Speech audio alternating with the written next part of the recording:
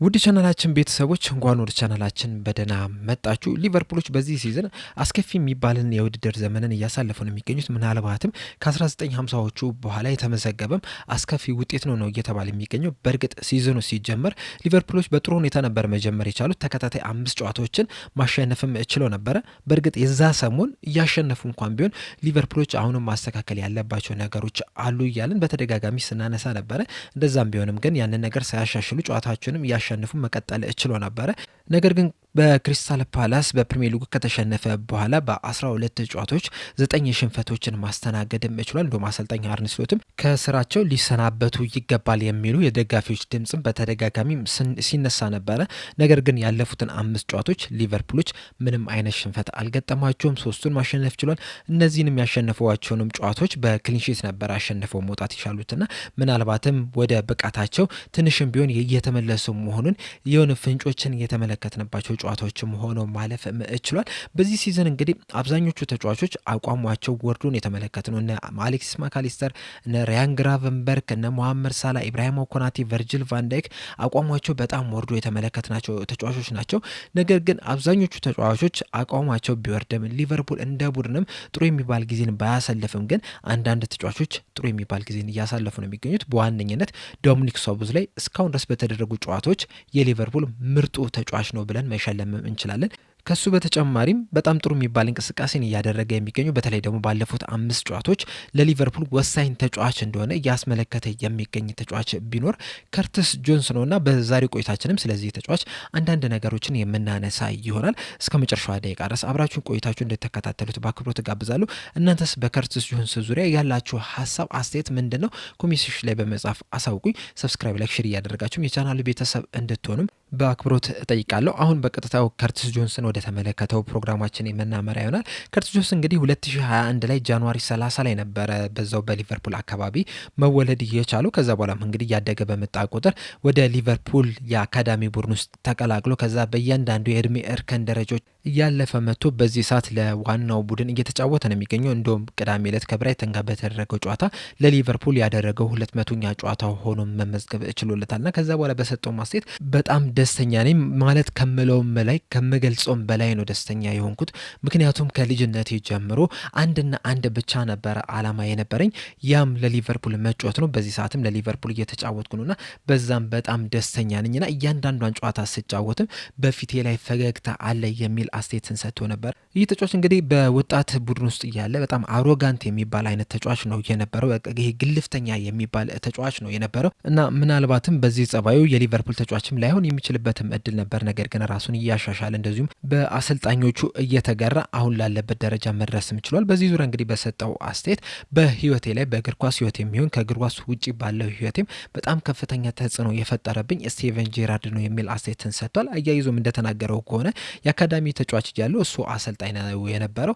ስቲቨን ጄራርድን ደግሞ በጣም የምወደው ተጫዋች ነው የነበረው። የሊቨርፑል ሌጀንድም ጭምር ነው። እሱ የአካዳሚ አሰልጣኝ ሆኖ እኔን እያሰለጠነኝ እያለ እንደ ትልቅ ሰው ጠርቶ ገስጾኛል፣ መክሮኛል ጭምርም በኳስ ህይወቴም እንደዚሁም ደግሞ ከኳስ ውጭም ባለው ህይወቴ የእሱ አስተዋጽኦ በጣም ከፍተኛ ነው የሚል አስተያየትንም ሰጥቷልና የስቲቨን ጄራርድ ሚና በጣም ትልቅ ነው ለዚህ ተጫዋች እዚህ ለመድረሱ። ከርቲስ ጆንስ እንግዲህ ለመጀመሪያ ጊዜ ለሊቨርፑል መጮት የቻለው 2018-19 የውድድር ዘመን በኤፍኤ ካፕ ሊቨርፑል ከውልቭስ ጋር በተደረጉበት ጨዋታ በቋሚነት በመጀመር ነበር የመጀመሪያው የሊቨርፑል ጨዋታውን ማድረግ የቻለው። ከዛ በኋላ እንግዲህ በጣም ብዙ ጨዋታዎችን ማድረግ የቻለ ተጫዋች ነው። በእነዚህም ጨዋታዎች አንዳንድ ጨዋታዎች ላይ በጣም ምርጥ የሚባል እንቅስቃሴንም ሲያደርግ መመልከት ችለናል። በእርግጥ በእነዚህ ዓመታት ውስጥ በጉዳት ምክንያትም የተለያዩ ጨዋታዎች አምልጠውታል። ነገር ግን ደግሞ ከጉዳት ነጻ በሚሆንበት ሰዓት ግን በጣም ምርጥ ብቃቱንም ሲያስመለክተን ነው የነበረው። ባለፈው ዓመትም እንግዲህ ሊቨርፑል ከቼልሲ ጋር ባደረጉበት ጨዋታ ላይ ምርጥ ብቃቱንም የተመለከትንበትም ሁኔታም ነው የነበረው። በዚህ ሲዝንም በጣም ምርጥ የሚባል እንቅስቃሴን እያደረገ ነው የሚገኘው። በተለይ ደግሞ ያለፉትን 5 ጨዋታዎች የሊቨርፑል የልብ ምት መሆን የቻለ ተጫዋች ነው። በተለይ ደግሞ እሱ በሚገባበት ሰዓት በዋነኝነት ፍሎሪን ቪርትስ ራሱ በጣም እየተጠቀመ ነው የሚገኘውና የእሱ መኖር ለሊቨርፑል መረጋጋት ራሱ በጣም ከፍተኛ አስተዋጽኦን እያደረገ ነው የሚገኘው። በዚህ ተጫዋች ዙሪያ እንግዲህ ከዚህ ቀደም ስቲቨን ጄራርድ የሰጠው አስተያየት ነበርና በሰጠው አስተያየት ከየርገን ክሎፕ ጋር እንደዚሁ እያወራን ነበርና በቋሚነት አስጀምሮት ነበርና ምንም ይሁን ምንም ይህንን ተጫዋች በቋሚነት አስጀምረው የሚል ነገር ነግሬው ነበረ የሚል አስተያየትን ሰጥቶ ነበር ከዚህ በፊትና የዚህን ተጫዋች ኳሊቲ የዚህን ተጫዋች ፖቴንሻልም ቀድሞ የተመለከተ ይመስለኛል ስቲቨን ጄራርድ። በዚህ ሲዝንም እንግዲህ አሰልጣኝ አርነ ስሎት እንዳሉትም በደንብ የተመለከቱ ይመስለኛል። እስካሁን ድረስ እንግዲህ በፕሪሚየር ሊጉ የተለያዩ ጨዋታዎችን እያደረገ ነው የሚገኘው። ከተደረጉት 16 ጨዋታዎች 14 ጨዋታን ማድረግ ችሏል። በእርግጥ አሲስትም ጎልም ማስቆጠር አልቻለም። ነገር ግን ደግሞ በእንቅስቃሴ ደረጃ ለሊቨርፑል በጣም ወሳኙ ተጫዋች እየሆነ ነው የሚገኙ። በአጠቃላይ ጨዋታዎች 21 ጨዋታዎችን ማድረግ ችሏል። 6.8ም ሬቲንግም የተሰጠ ተጫዋች መሆንም ይችላል። ነገር ግን ያለፉትን 5 ጨዋታዎች ስንመለከት ከብራይተን ጋር 7.7 ሬቲንግን የተሰጠው፣ ከኢንተር ሚላን ጋር 7.4፣ ከሊድስ ጋር 7.7፣ ከሰንደርላንድ ጋር 6.6 እና ከዌስትሃም ጋር 6.2 ሬቲንግ የተሰጠው ተጫዋች ነው። እና ባለፉት 3 ጨዋታዎች የከርቲስ ጆንስ ሚና ምን ያህል ከፍተኛ እንደነበረ በእነዚህም በደንብ መመልከት የምንችል ይመስለኛል። እንደዚሁም በሊድስ ጨዋታ ላይ በዋነኝነት የተመለከትነው አንድ ነገር አለ። እሱ ምንድን ነው? በሪያን ግራቨንበርግ ሳቡዝ ላይ እንደዚሁም ደግሞ በከርቲስ ጆንስ መካከል ያለው ሮቴሽን ነው። አንዱ የአንዱን ቦታ ከቨር ሲያደርግ መመልከት ይችለናል። በተለይ ሊቨርፑሎች ከኋላ መስርተው ለመጫወት በሚጥሩበት ሰዓት አንዳንድ ጊዜ ራያን ግራቨንበርግ ወደ ኋላ እየተመለሰ በቨርጂል ቫንዳይክና በኢብራሂሞ ኮናቴ መሀል እየገባ ኳሱን ሲያስጀምር መመልከት ይችለናል። ሌላ ጊዜ ደግሞ ከርቲስ ጆንስ ወደ ኋላ እየተሳበ እንደዚህ አይነት ሚና ሲጫወት የተመለከትንበት ሁኔታ አለ። እንደዚሁም ደግሞ ወደ ቀኝ ክንፍም እየሄደ የተከላካዩን ቦታ ከቨር ሲያደርግም ተመልክተናል። ወደፊትም እየሄደ ወደ ማጥቃቱን ሲያግዝም የተመለከትንበትም ሁኔታ አለና በጣም በነጻነት እየተጫወተ ያለ ተጫዋች ነው። እንደዚሁም ቅድም እንዳልኳችሁ የከርቲስ ጆንስ ሜዳ ላይ መኖር ለፍሎሪን ቪርትዝ ራሱ የተሻለ እንዲሆን አድርጎታል። ሞር በነጻነት እንዲጫወትም ማድረግም ችሏልና ባለፉት 2-3 ጨዋታዎች ከተመለከትም ፍሎሪን ቪርትዝ በነጻነት የተለያዩ ቦታዎች ላይ እየገባ እንዲጫወትም አስችሎታል እና ከርቲስ ጆንስ በዚህ ሰዓት ላይ በሊቨርፑል ስኳድ ውስጥ ካሉ ተጫዋቾች ከሳቡዝ ላይ በመቀጠል በቋሚነት መጀመር ያለበት ተጫዋች ነው። ፊዚካሊ በጣም ጠንካራ የሚባል ነው። ወደፊት መሄድ የሚችል ነው። ከኳስ ጋር ምቾት የሚሰማው ተጫዋች ነው።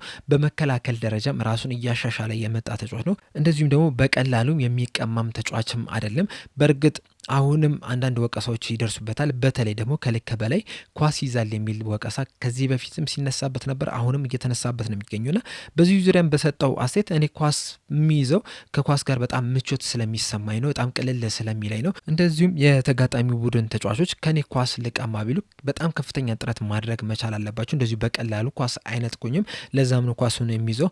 ከዛ በተጨማሪም ደግሞ እኔ ኳሱን በፍጥነት ብለቀውና የቡድን ጓደኞቼ በተመቻቸ ቦታ ላይ ባይሆኑና ያ ኳስ ቢቀማ ተወቃሽ የሚሆኑት እነሱ ናቸው። እንደዛ ከሚሆን ግን ኳሱን እኔ ላይ አቆይቸው ከዛ በኋላ እነሱ በጣም ሲመቻቸው ለነሱ ኳስ ብለቅላቸው እመርጣለሁ የሚል አስተያየትን ሰጥቷል። እዚህ ጋር እንግዲህ ኮንፊደንሱን እናደንቅለታለን። ከኳስ ጋር ምቾት እንደሚሰማው በደንብ እናውቃለን። እንደውም በብራይተን ጨዋታ ላይ በሊቨርፑል የግብ ክልል ውስጥ በሳጥን ውስጥ ሆኖ ራሱ የብራይተኑ ተጫዋች ከርቲስ ጆንስን መቀማት ሲከብደው መመልከት ችለናል። ያ ሞር ኮንፊደንሱን የሚያሳይ ይመስለኛል።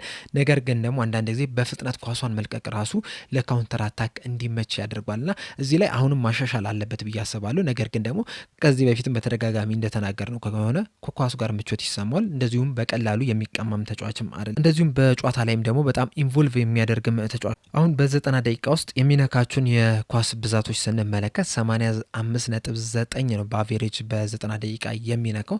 ይህም እንግዲህ በፕሪሚየር ሊግ ውስጥ ካሉ ተጫዋቾች በጣም ብዙ ከሚነኩ ተጫዋቾች ተርታ የሚያስቀምጠው ነው የሚሆነው። ከሱ በበለጠ ብዙ ኳስ የሚነኩት አንደኛ ዊሊያም ሳሊባ ነው፣ 94 ኳሶችን በ90 ደቂቃ ይነካል። ከሱ በመቀጠል ሊዩስ ዳንክ 90.5፣ ቨርጂል ቫንዳይክ 90፣ አንደርሰን 87.9፣ ቻሉባ 87.5፣ ኑኔዝ 86.9 እንደዚሁም ደግሞ ቫንሄካ ደግሞ 86.4 ኳሶችን በ90 ደቂቃ ይነካሉ። ከነዚህ በመቀጠል ከርቲስ ጆንስ ነው ብዙ ኳሶችን እየነካ የሚገኘው። እነዚህን ተጫዋቾች ስንመለከታቸው ደግሞ አብዛኛዎቹ ተከላካዮች ናቸውና ከዛ አንጻር ስንመለከተው ከርቲስ ጆንስ በጣም ብዙ ኳሶችን የሚነካ ተጫዋች መሆኑን በደንብ መመልከት እንችላለን። ከዛ በተጨማሪም በጣም ቨርሳታይል የሚባል ተጫዋች ነው። ያንንም ነገር በዚህ ሲዘንም በደንብ የተመለከትንበት ሁኔታም አለ። በቀኝ ክንፍ ተከላካይ መስመር ላይ ሲጫወት ተመልክተናል። በ6 ቁጥር ቦታ ላይ እንደ ዲፌንሲቭ ሚድፊልደርም ሲጫወት ተመልክተናል። በመሀል ሜዳ ሲጫወት ተመልክተናል። 10 ቁጥር ቦታ ላይ እንደዚሁም ደግሞ በግራ ክንፍ ቦታ ላይ ሲጫወት የተመለከትነው ተጫዋች ነው። በእርግጥ በዚህ ሰዓት ላይ እንደ ሴንትራል ሚድፊልደርና እንደ ዲፌንሲቭ ሚድፊልደር ሆኖ ነው እየተጫወተ የሚገኘው። ነገር ግን ደግሞ ከነዚህ በተጨማሪም ሌሎች ቦታዎችም መጮት የሚችል ተጫዋች ነው። ቡድንንም መምራት የሚችልም ተጫዋች ነው። ምናልባትም ከዚህ በኋላ እነ ቨርጂል ቫንዳይክ እነ ሮበርትሰን ሊቨርፑልን የሚለቁ ከሆነ ሳቡዝ ላይ እና እሱ የቡድን አምበል ሊሆኑ የሚችሉበት እድል አለ ብዬ አስባለሁ። ምክንያቱም በወጣት ቡድን ውስጥ እያለም ራሱ በአምበልነቱ በጣም ጥሩ የሚባል ስራ መስራት ይችላል። በዛ ሰዓትም የነበሩ ተጫዋቾች እሱን ይወዱት ነበረ የሚል ነገርም እየተወራ ነው የሚገኘውና ምናልባትም ቀጣይ የሊቨርፑል አምበል ሆኖ ልንመለከት የምንችልበትም እድል አለ ብዬ አስባለሁ። ከዛ በተጨማሪም ግን በችሎታውም በጣም ምርጥ የሚባል ተጫዋች ነው። በዚህ ሰዓት በሚያሳየውም እንቅስቃሴ በክረምቱ ከእንግሊዝ ብሔራዊ ቡድን ጋር ለዓለም ዋንጫ የማለፍ እድሉ በጣም ከፍተኛ ነው የሚሆነውና ለሊቨርፑልም በአስፈላጊው ሰዓት የተገኘም ተጫዋች ነው። ከዚህ በኋላ ጉዳት እስካላስቸገረው ድረስ በጉዳት ምክንያት ጨዋታዎች እስካላመለጡት ድረስ በሊቨርፑል በየትኛውም ጨዋታ ላይ በቋሚ 11 ውስጥ ቅድሚያ ልንመለከተው የምንችለው ተጫዋች ነው ብዬ ነው የማስበውና ምርጥ የሚባል ጊዜን እያሳለፈ ነው የሚገኘው። በጣም ድንቅ ተጫዋች ነው። ለሊቨርፑልም በመከላከሉም በማጥቃቱም ደረጃም ከፍተኛ አስተዋጽኦም እያደረገ ያለ ተጫዋች ነውና ከዚህ በኋላም በዚሁ ብቃቱም ይቀጥላል ብለን እናስባለን። እናንተስ በዚህ ተጫዋች ዙሪያ ያላችሁ ሀሳብ ምንድን ነው? ሀሳባችሁ እንዳለ ኮሜንት ሴክሽን ላይ በመጻፍ አሳውቁኝ። ለአሁን እኔ እዚህ ላይ ያበቃው። በቀጣይ በሌላ እስከምንገናኝ ድረስ ሰብስክራይብ፣ ላይክ፣ ሼር ማድረግ እንዳትረሱ። ቸር ያቆየን።